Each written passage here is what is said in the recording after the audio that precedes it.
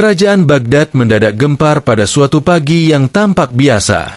Matahari baru saja naik malu-malu dari balik menara istana, burung-burung beterbangan di halaman kerajaan, dan para pedagang mulai membuka lapaknya di pasar. Namun ketenangan itu pecah ketika raja berlari keluar dari ruang singgasananya dengan wajah panik, sorban miring, dan sandal yang bahkan tertukar kiri kanan. "Celaka! Celaka besar!" teriak raja sambil menunjuk ke langit seolah bintang-bintang ikut bersalah. Para pengawal, menteri, tabib, hingga tukang kebun berhamburan datang. Semua mengira ada serangan musuh, pemberontakan, atau mungkin harta kerajaan dirampok. "Ampun Paduka, apa yang terjadi?" tanya Perdana Menteri sambil gemetar. Raja menarik napas panjang lalu berkata dengan suara dramatis, "Ada sesuatu yang hilang." Semua terdiam. Menteri saling pandang. Pengawal menelan ludah. "Apa yang hilang, Paduka?" tanya salah satu penasihat. Raja terdiam cukup lama. Ia mengelus janggutnya, berpikir keras, lalu berkata, "Itulah masalahnya. Aku sendiri tidak tahu."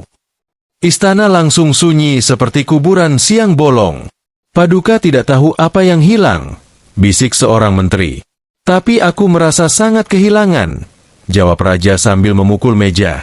"Hatiku tidak tenang. Tidurku gelisah. Sarapanku terasa hambar. Pasti ada sesuatu yang hilang dari kerajaan ini." Maka diumumkanlah sayembara paling aneh sepanjang sejarah Baghdad.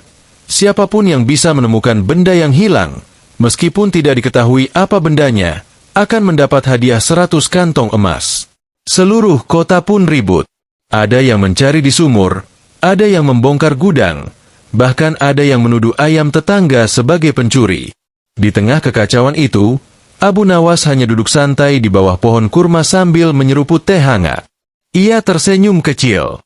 Kalau semua orang sibuk mencari sesuatu yang tidak jelas, gumamnya, biasanya yang benar-benar hilang bukan barang, melainkan akal sehat. Kabar tentang sayembara aneh itu menyebar lebih cepat daripada aroma roti hangat di pasar pagi. Dalam waktu setengah hari saja, seluruh Baghdad sudah membicarakan satu hal yang sama. Benda hilang yang bahkan rajanya sendiri tidak tahu bentuknya. Di pasar rempah, para pedagang berdebat sambil menimbang lada. "Pasti mahkota cadangan raja," kata pedagang kunyit. "Bukan, pasti sendok emas kesayangannya," sahut penjual bawang. "Kalau menurutku," bisik tukang daging sambil menajamkan pisaunya, "yang hilang itu rasa percaya diri Paduka." Semua tertawa, lalu mendadak diam ketika seorang pengawal lewat. Di sudut lain, para ibu-ibu berkumpul sambil membeli kain. "Kalau suamiku bilang ada yang hilang tapi dia tak tahu apa, biasanya itu karena dia lupa ulang tahun pernikahan," kata seorang ibu. "Kalau raja begitu, mungkin beliau lupa bayar utang," jawab yang lain. Tawa kembali pecah. Sementara itu, para menteri di istana justru sedang pusing tujuh keliling. Mereka dipanggil menghadap raja untuk rapat darurat. Raja duduk di singgasana dengan wajah muram seperti orang kehilangan kambing kesayangan. "Aku tidak bisa hidup seperti ini," katanya sambil memandang kosong ke arah langit-langit istana. "Setiap malam aku merasa ada yang kurang. Seperti makan sup tanpa garam. Seperti tidur tanpa bantal. Seperti pidato tanpa tepuk tangan." Perdana Menteri mengangguk cepat, walau sebenarnya tidak mengerti. "Benar sekali, Paduka. Sangat filosofis. Aku ingin benda itu ditemukan." "Siap, Paduka. Tapi, bolehkah kami diberi sedikit petunjuk?" Raja berpikir keras. Rasanya penting." Semua menulis. "Mungkin bulat, tapi bisa juga tidak." Semua berhenti menulis. "Warnanya mungkin cerah, tapi kadang terasa gelap." Perdana Menteri mulai berkeringat. "Dan saat benda itu ada, aku merasa bahagia. Saat hilang, aku merasa kosong." Seorang menteri hampir pingsan. "Itu benda atau puisi, Paduka?" "Aku tidak tahu," bentak raja. "Kalau aku tahu, apakah aku akan mengadakan sayembara ini?" Semua langsung menunduk seperti tanaman disiram air panas. Di luar istana, orang-orang mulai melakukan pencarian besar-besaran. Sumur-sumur diperiksa, gudang-gudang dibongkar. Bahkan kolam ikan kerajaan dikuras karena seorang peramal mengatakan benda itu mungkin bersembunyi di tempat basah. Ikan-ikan protes dalam diam. Seorang bangsawan bernama Tuan Jalal melihat peluang emas. Ia terkenal licik dan sangat ingin mendapat perhatian raja. Ia datang ke istana membawa sebuah kotak besar berlapis kain merah. "Paduka," katanya dramatis, "saya yakin telah menemukan benda yang hilang itu." Raja langsung berdiri. "Cepat, buka." Dengan penuh gaya, Jalal membuka kotak itu. Di dalamnya, ada sandal tua sebelah kiri. Istana sunyi. Raja berkedip. "Apa ini?" "Ini, Paduka, adalah simbol kehilangan. Karena bila sebelah sandal hilang, hidup menjadi tidak seimbang." Raja menatap sandal itu lama sekali, lalu berkata, "Ini sandal tukang kebunku." Tukang kebun dari belakang langsung berteriak, "Itu benar sandal saya, Paduka. Saya cari sejak bulan lalu." Jalal tersenyum kaku. "Ah, ternyata saya terlalu jenius." "Keluar," kata Raja datar. Jalal keluar sambil tetap berusaha terlihat terhormat, meski hampir tersandung karpet. Tak lama kemudian datang lagi seorang tabib istana. "Paduka, saya tahu yang hilang." Raja kembali bersemangat. "Apa?" "Selera makan Paduka." Raja terdiam. "Benar juga." Tabib melanjutkan dengan bangga, "Karena akhir-akhir ini Paduka hanya makan 3 piring, padahal biasanya 5. Perdana Menteri berbisik, "Itu bukan kehilangan, itu kemajuan." Namun Raja menggeleng. "Bukan. Aku masih bisa makan kambing utuh saat marah." Jadi itu bukan jawabannya. Tabib pun pulang dengan wajah seperti bubur dingin. Sementara itu, Abu Nawas masih duduk santai di bawah pohon kurma dekat rumahnya. Ia memandangi orang-orang yang lalu lalang sambil membawa berbagai benda aneh. Sapu patah, kendi retak, ayam pincang, bahkan seorang pria membawa pintu rumah. Abu Nawas memanggilnya. "Hai, kenapa kau membawa pintu?" Pria itu menjawab serius, "Siapa tahu yang hilang itu pintu kesempatan." Abu Nawas hampir tersedak teh. Istrinya keluar rumah sambil membawa sepiring kurma. "Kenapa kau tidak ikut mencari?" tanya istrinya. Abu Nawas mengambil 1 kurma. "Karena aku tidak suka mencari barang yang pemiliknya sendiri tidak kenal. Tapi hadiahnya 100 kantong emas. Justru itu yang berbahaya. Semakin besar hadiahnya, semakin kecil akal orang yang mengejarnya." Istrinya menggeleng. "Kau ini selalu bicara seperti orang bijak yang malas bekerja." Abu Nawas tersenyum. "Itu karena kebijaksanaan sering terlihat seperti kemalasan bagi orang yang terlalu sibuk panik." Belum selesai ia bicara, seorang pengawal kerajaan datang dengan napas terengah. "Abu Nawas, Paduka memanggilmu sekarang juga." "Nah," kata istrinya sambil tersenyum kecil, "akhirnya tehmu kalah penting dari masalah kerajaan." Abu Nawas berdiri santai. "Bukan begitu. Biasanya kalau raja memanggilku, itu artinya beliau sudah kehabisan ide, atau sedang ingin menambah masalah." Sesampainya di istana, Abu Nawas melihat suasana seperti pasar malam yang kehilangan listrik. Semua wajah tampak kusut. Raja langsung menunjuknya. "Akhirnya kau datang." "Saya datang karena dipanggil, Paduka.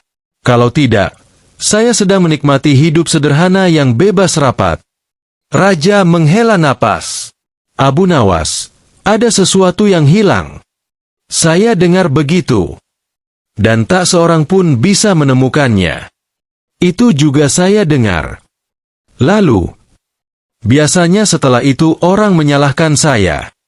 Raja menatap tajam. "Bisakah kau menemukannya?" Abu Nawas mendekat. "Paduka, sebelum mencari sesuatu, saya harus tahu satu hal penting." "Apa itu?" "Apakah benda itu benar-benar pernah ada?" Semua menteri saling pandang. Raja mengerutkan dahi. "Tentu saja, Mungkin. Mungkin. Ya, maksudku, aku merasa pernah memilikinya. Seperti apa rasanya? Raja termenung. Damai. Abu Nawas mengangguk. Apakah hilangnya terjadi setelah pajak dinaikkan 3 kali dalam sebulan? Perdana Menteri batu keras. Raja pura-pura tidak dengar. Mungkin.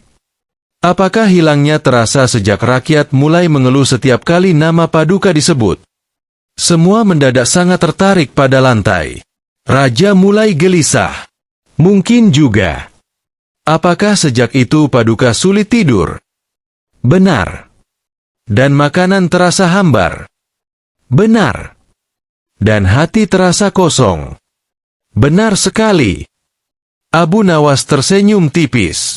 Saya mulai tahu apa yang hilang. Semua orang mendekat. Apa itu? Abu Nawas mengangkat jari. Tapi saya butuh 3 hari 3 malam untuk membuktikannya. Kenapa selama itu? Karena benda yang hilang ini tidak bisa dicari di lemari, sumur, atau kandang ayam. Ia bersembunyi di tempat yang paling sulit dijangkau. Di mana? Di hati manusia. Semua terdiam.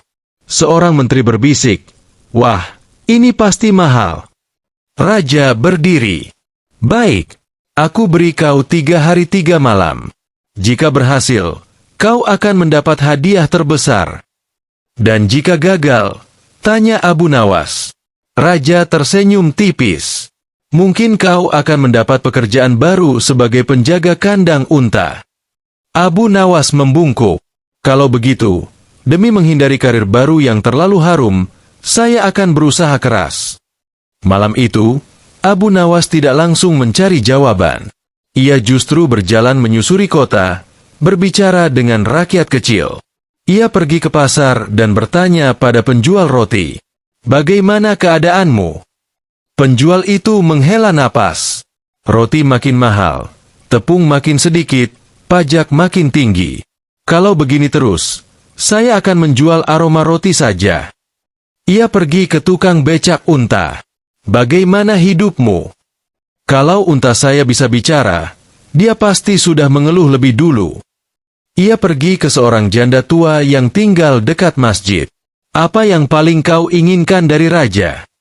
Perempuan itu menjawab sederhana, "Saya tidak butuh emas. Saya hanya ingin beliau ingat bahwa kami juga manusia." Jawaban itu membuat Abu Nawas diam cukup lama. Keesokan harinya, ia pergi ke pasar lagi, kali ini menyamar sebagai pedagang biasa. Ia ingin mendengar apa yang orang katakan saat mereka tidak tahu sedang diawasi. Seorang pemuda berkata, "Dulu orang menyebut raja kita bijaksana. Sekarang mereka menyebutnya mahal." Temannya tertawa pahit. "Kalau begini terus, kita harus membayar pajak hanya untuk bernapas." Seorang bapak tua ikut bicara, "Yang hilang dari kerajaan ini bukan emas. Yang hilang adalah rasa percaya." Abu Nawas tersenyum kecil. Itulah jawaban yang ia cari. Namun membuktikannya pada raja bukan perkara mudah. Raja lebih mudah percaya pada sandal tua daripada kritik yang jujur. Malam kedua, Abu Nawas menyusun rencana. Ia meminta bantuan beberapa anak kecil di kampung. "Aku akan memberi kalian kurma jika kalian mau bermain drama besok." "Drama apa?" "Drama paling penting dalam sejarah kerajaan." Anak-anak langsung setuju. Kurma adalah diplomasi terbaik. Hari ketiga, halaman istana dipenuhi orang. Semua ingin tahu apakah Abu Nawas berhasil menemukan benda misterius itu. Raja duduk megah di singgasana luar. "Baik, Abu Nawas. Hari ini kau harus menunjukkan benda yang hilang itu." Abu Nawas datang membawa cermin besar yang ditutupi kain hitam. Semua orang berbisik, "Itu dia. Pasti benda ajaib. Mungkin lampu jin." Raja bahkan merapikan janggutnya. Abu Nawas berdiri di tengah. "Paduka, sebelum saya membuka ini, izinkan saya mempersembahkan pertunjukan kecil." Ia memberi isyarat. Sekelompok anak kecil masuk. Yang pertama memakai mahkota kertas, berpura-pura menjadi raja. Yang lain menjadi rakyat miskin. Anak yang jadi raja berkata dengan suara nyaring, "Mulai hari ini, pajak atas ayam dinaikkan." Rakyat menjawab, "Tapi kami tidak punya ayam." "Kalau begitu, pajak atas keinginan punya ayam." Semua penonton menahan tawa. Anak raja melanjutkan, "Pajak atas tidur siang." "Kenapa, Paduka?" "Karena kalian bermimpi terlalu bebas." Kini para menteri mulai menutup wajah. Rakyat kecil dalam drama itu menangis berlebihan. "Paduka, kami lapar." Anak raja menjawab angkuh, "Kalau lapar, makanlah aturan kerajaan." Tawa meledak di seluruh halaman. Bahkan beberapa pengawal sampai membalik badan agar tidak terlihat tertawa. Wajah raja mulai merah. Ini sindiran." Abu Nawas menjawab tenang, "Belum, Paduka. Itu baru pembukaan." Lalu ia membuka kain hitam dari cermin besar. "Sekarang, inilah benda yang hilang itu." Raja menatap. "Itu cermin." "Benar. Silakan lihat lebih dekat." Raja mendekat dan melihat wajahnya sendiri. "Aku hanya melihat diriku." "Persis, Paduka." "Apa maksudmu?" Abu Nawas melangkah pelan.